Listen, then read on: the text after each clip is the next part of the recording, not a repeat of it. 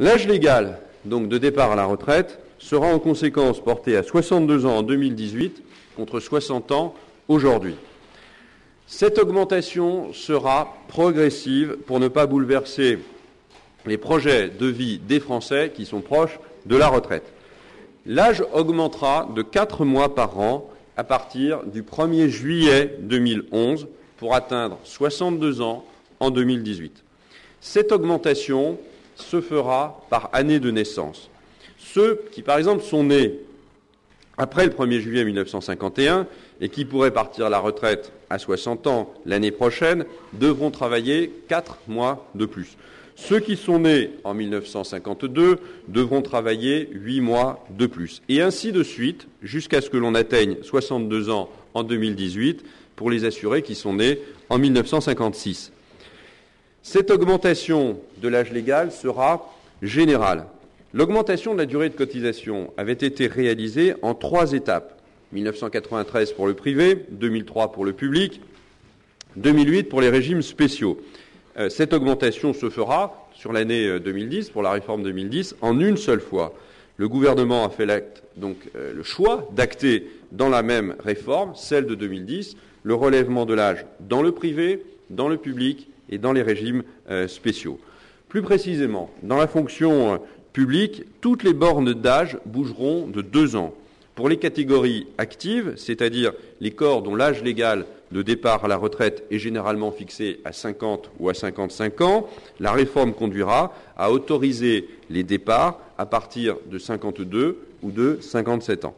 La réforme s'appliquera également dans les régimes spéciaux, mais nous tiendrons compte du calendrier de montée en charge de la réforme de 2008. Le relèvement de l'âge de la retraite débutera progressivement en conséquence dans ces régimes à partir du 1er janvier 2017.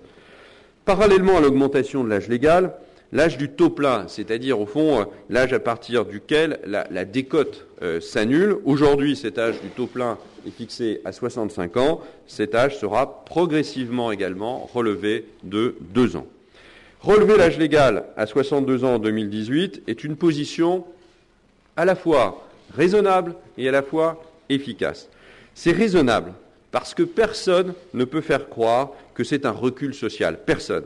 En 1980, l'espérance de vie à 60 ans était de 17,3 ans pour les hommes et 22,4 ans pour les femmes.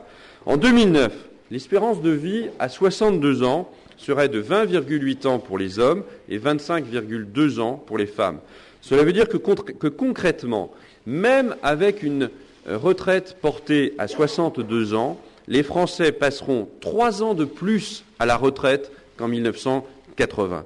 62 ans en 2018, enfin, c'est un choix efficace parce qu'il nous donne les moyens de revenir à l'équilibre financier, c'est-à-dire de financer nos régimes de retraite dès 2018. J'y reviendrai dans le détail, mais retenez un chiffre. L'augmentation de l'âge légal permettra d'économiser plus de 19 milliards d'euros en 2018. Est-ce qu'on pourrait avoir le même résultat avec l'augmentation de la durée de cotisation ? Pour avoir le même rendement, c'est-à-dire 19 milliards d'euros, il faudrait tout simplement porter cette durée de cotisation à 47 ans.